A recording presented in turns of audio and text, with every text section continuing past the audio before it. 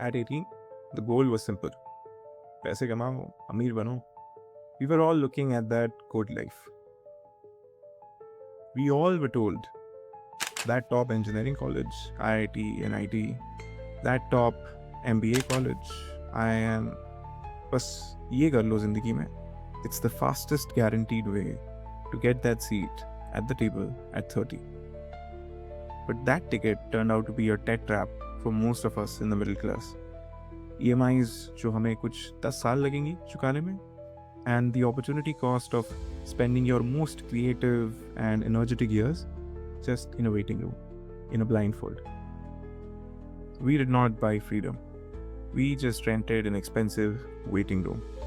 We followed the proven template because we were too anxious to fail or too guilty to even experiment.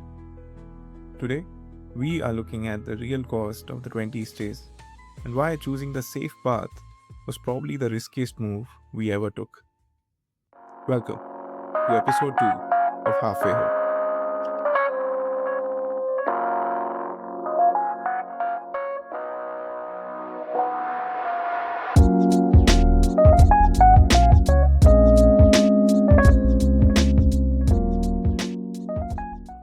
Let's quantify the chase.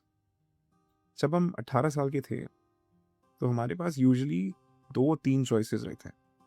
The career that we want to follow and the career that seems to be the most lucrative to get to the goal that you actually want to get to. When I was 18, I was extremely passionate about cars, automotive industry, bikes. I wanted to understand how to manufacture engines. I was actually quite interested in it. I liked physics and mathematics. I actually wanted to pursue an automotive engineering. Well, in India, there weren't many colleges that were offering that, but mostly future bahar ka tha. You would have gone to a country like France or Germany to study about automotive engineering, probably do a master's, and then, apply to a company that is cutting edge in that department. But what did I do? I wrote the JEE entrance examinations, converted a good college, and took the first stream that I got in that good college. It did not align with what I wanted to do in life, but placements, माँ बाप की इच्छा, समाज का pressure, and of course, this is probably the fastest way to get to that goal in life. को सोचते हुए, we just entered that college. Cut to 2018. I passed out. Got a job in an industry that I did not want a job in. And finally, in 2021, I cracked a good MBA college and then I did my MBA. In 2023, I could join a consulting firm, and this more or less aligned with what I wanted to do after my MBA. But let's take a really, really deep look at what I did. This sort of quick jump or a fast track way that I chose, just because this seemed to be the most logical and rational, was actually pretty expensive. We are from middle class background and we hate debt. But what's the one thing that all of us millennials, let's say that, have in their education is student loans. We did not start from zero when we hit 30. We actually started sometimes with minus 25, minus 30 lakhs. At our times, engineering costed about 6 to 7 lakh from a good government college. Nowadays, it's 14 lakhs. I paid close to 23, 24 lakhs for my MBA. That's almost 33, 37 lakhs in debt. To me, that would take around 7 to 8 years to pay off. 5 years at best if I try a lot. What did I do that for? Let's now see, was this all worth it? Right now, when I'm just 30 and I'm into a consulting firm, I see people who started in consulting 7-8 years before me. When I was that 23, 24-year-old kid who was trying to get into an MBA. Those guys are actually senior to me. They have more skills, more industry exposure, and they can call themselves an SME. Meanwhile, I am a guy with 4-5 years of experience and an MBA degree. how do I compete with this guy? Had I not done my MBA, or maybe not pursued my masters, I would probably also have landed up into this. It's just that we paid for a bench, and we did not trust our instincts, our skills, to upgrade us to a level that we wanted to be. We did not pay for education. We paid for a validation. A validation from whom? Our parents? Samaj se? I think in most of our cases, a validation in our own eyes. When we looked around at that time, we saw everyone doing the same thing. Almost everyone I knew was either pursuing an MBA or doing a master's from outside of India. And what else could I have done? Maybe in 2019, I could have switched industries, tried my luck in something that I wanted to work in. But I didn't. I didn't take that risk. To me, it was just too risky.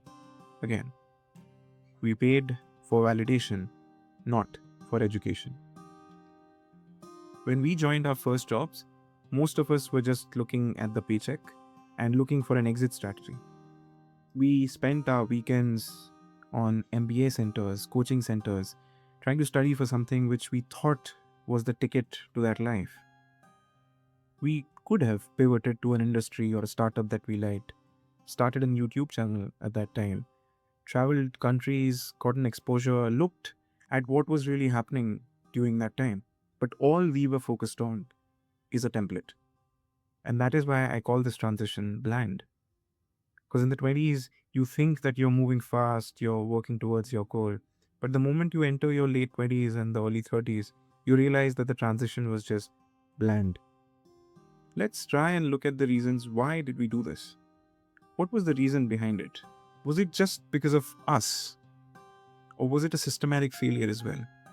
If you look at reports, most of the reports say almost 50 to 60% of Indian engineers are unemployable. More than 70 to 80% of business school graduates are also unrecruitable. That leaves you to the top 10-20% of the colleges. Well, if you're talking engineering, almost 12 lakh people sit for that examination. 15-20 हज़ार लोगों का ढंग का college निकलता है. If you look at MBA, the numbers are similar. 2.5-3 lakh CAT देते हैं, दूसरे एग्जाम्स कंबाइन कर लो तो 5-6 लाख. मुश्किल से 10-20 हज़ार लोगों को ढंग के कॉलेजेस मिलते हैं. उन 10-20 हज़ार लोगों में से प्रॉब्ली 5-6 हज़ार का अच्छा जॉब लगता है, बाकियों का बस लगता है. And they don't even justify the cost that they're paying for their education. Even in the long term, trust me, this is the reality that we are living in, at least in India. Isn't this a failure of a herd mentality? Why did we do it? Why did we choose this path? Not because we wanted to, but because we were scared that if we don't do it, we would end up in that unrecruitable 80%. Let's talk about reason 2. This one is a bit personal.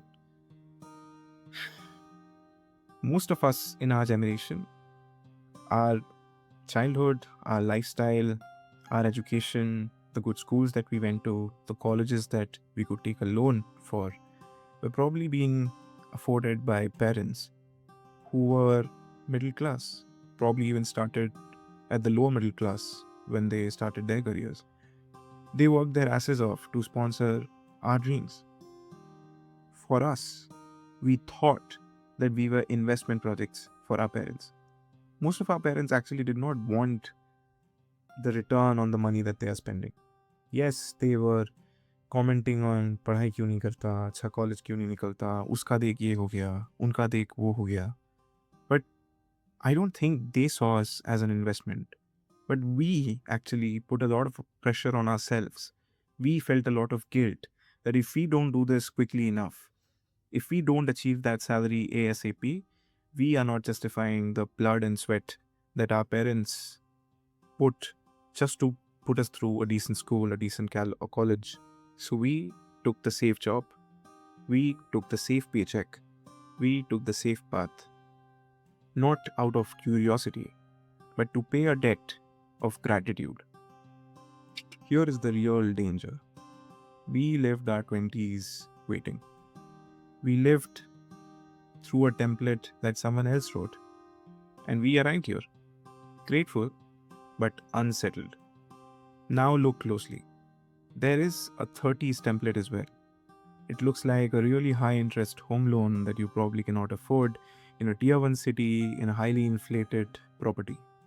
It looks like spending 70 to 100 hours a week, slogging your ass, spending weekends over something that you probably do not enjoy, just to save up for that thing that you think you need, that you think would give you joy. It looks like spending enormously on luxury items like watches, bags, foreign vacations that you now can afford, just to satiate some inner false statement of pride, just to justify that, hey, I slogged my ass for 3 weeks, 4 weeks in a row, and I deserve this vacation. Well, you probably do, but you are again making a choice. We are all told again, save up, do this for another decade, for that next version of the Settle 2.0, as I call it. But why? For what? We have lived anxiously enough for the past 10 years. We have spent in that closed waiting rooms that the 20s were.